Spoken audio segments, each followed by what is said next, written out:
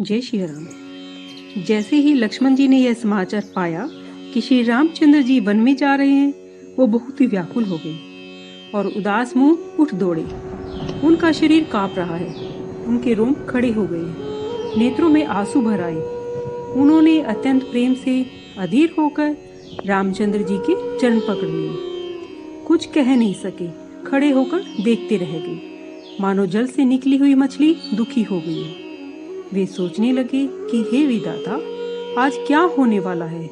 क्या हमारा सुख व पुण्य समाप्त हो गया है? मेरे लिए रघुनाथ जी क्या कहेंगे? घर में रखेंगे या साथ ले जाएंगे? रामचंद्र जी ने देखा कि भाई लक्ष्मण हाथ जोड़े खड़े हैं और देह और घर सबसे नाता तोड़ दिया है। तब नीति में निपुण, शील, स्नेह, सरलता और सुख के समुंदर श्री रामचंद्र जी यह वचन बोले, हे तात, अंत के आनंद को अपने हृदय में समझकर प्रेम के वश में होकर दुखी मत हो। जो माता पिता, गुरु और स्वामी की सीख को अपने सिर चढ़ाकर स्वभाव से ही उसका पालन करते हैं, वही अपने जन्म लेने का लाभ पाते हैं, नहीं तो संसार में जन्म व्यर्थ ही रह जाता है। हे भाई जी, मैं ऐसा जानकर मेरी सीख सुनो और माता पिता के चरणों में सेवा करो। घर पर भरत और शत्रुघ्न नहीं है, महाराज बूढ़े हैं, उनके मन में मेरे वन में जाने का दुख भी है। यदि तुम्हें साथ लेकर मैं वन को जाऊं तो अयोध्या सब प्रकार से ही अनाथ हो जाएगी। गुरु, पिता, माता, प्रजा और कुटुंबी, इन सबको दुख का भार सहना पड़ेगा। तुम घर रहो और सबको संतोष करो, नहीं तो हे तात, बड़ा दोष होगा। जिसके राज्य में प्यारी प्रजा दुखी रहती है, वह राजा निश्चय ही नरक के योग्य होता है। हे भाई, ऐसी नीति विचार कर यहीं रहो। यह सुनते ही लक्ष्मण जी बहुत ही व्याकुल हो गए। इन शीतल वचनों से भी लक्ष्मण जी कैसे सूख गए, जैसे पाला पड़ने से कमल सूख जाता है। प्रेम के मारे लक्ष्मण जी से जवाब देते नहीं बना। घबराकर रामचंद्र जी के चरण पकड़ लिए और कहा, हे नाथ, मैं सेवक हूँ और आप मेरे स्वामी हैं।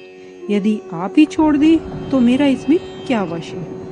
हे प्रभु, आपने मुझे बहुत अच्छी सीख दी, परंतु मुझे अपनी कायरता से कठिन जान पड़ती है। जो श्रेष्ठ पुरुष और धर्म धुरंधर हैं, वे ही वेद और नीति शास्त्र के अधिकारी हैं। मैं तो प्रभु के स्नेह से पाला हुआ बालक हूँ। कई हंस में मंद्रांचल और सुमेरु पर्वत को उठा सकता है? मैं गुरु और माता या पिता किसी को नहीं जानता। हे नाथ, मैं स्वभाव से ही कहता हूँ, विश्वास मानिए। संसार में जहाँ तक स्नेह संबंध है, प्रेम और विश्वास है, जिनको स्वयं वेदों ने गाया है। हे दीनबंधु, हे स्वामी, हे अंतर्यामी, मेरे लिए तो सब कुछ आप ही हैं। धर्म और नीति का उपदेश उसी को देना चाहिए जिसे सब ऐश्वर्य और मुक्ति प्रिय हो। हे कृपा सिंधु, जो मन, कर्म, वाणी से आपके चरणों में प्रीति करने वाला हो, क्या वह भी छोड़ने योग्य है? कृपा सिंधु रामचंद्र जी ने अपने प्यारे भाई के विनय युक्त मधुर वचन सुनकर स्नेह से डरे जानकर छाती से लगाकर समझाया, हे भाई, जाकर माता से विदा मांग लो और जल्दी वन को चलो। श्री रघुनाथ जी की यह बात सुनकर लक्ष्मण जी प्रसन्न हुए। बड़ा लाभ हुआ और बड़ी हानि दूर हो गई। लक्ष्मण जी माता सुमित्रा के पास ऐसे प्रसन्न होते हुए जा रहे हैं, मानो अंधे को फिर आंखें मिलकर रह गई हो। जाकर माता के चरणों में माथा नवाया, परंतु मन राम जी और जानकी जी के साथ था। उदास मन देखकर माता ने कारण पूछा। लक्ष्मण जी ने सारी कथा विस्तार से कह सुनाई। ऐसे कठोर वचन सुनकर माता घबरा गई, जैसे वन में चारों ओर आग लगी देखकर हिरनी सहम जाती है। लक्ष्मण जी ने देखा कि आज तो कुछ अनर्थ हो गया, कहीं स्नेह के वश काम बिगड़ न जाए। इस कारण डर के मारे विदा मांगते हुए सकुचाते हैं।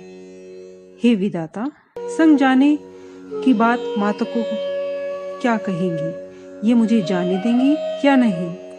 सुमित्रा जी ने श्री रामचंद्र जी और सीता जी के सुंदर रूप, शील और स्वभाव को समझ राजा के स्नेह को देखकर सिर धुना और कहा, पापिनी कैकेयी ने कैसा बुरा दाव चला है।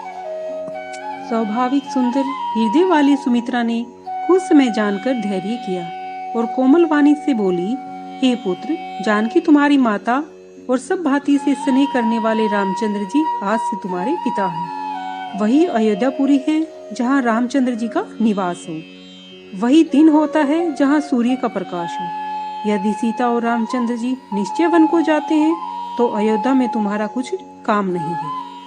गुरु, पिता, माता, भाई, देवता और स्वामी, इन सब को प्राणों के समान सेवा करनी चाहिए। रामचंद्र जी तो सभी के प्राण प्रिय है, हृदय के जीवन और बिना स्वार्थ के सखा हैं। जहाँ तक भूत पूजनीय प्रियजन है, वे सभी रामचंद्र जी के संबंध में ही माने जाते हैं। हे पुत्र, ऐसा मन में जानकर राम जी के साथ वन को जाओ और जगत में जीवन का लाभ पाओ। मैं बलैया लेती हूँ। मुझ समय तुम बड़े ही भाग्यवान हो जो छल कपट छोड़कर तुम्हारे मन में रामचंद्र जी के चरणों में स्थान प्राप्त हुआ है। जय श्री राम।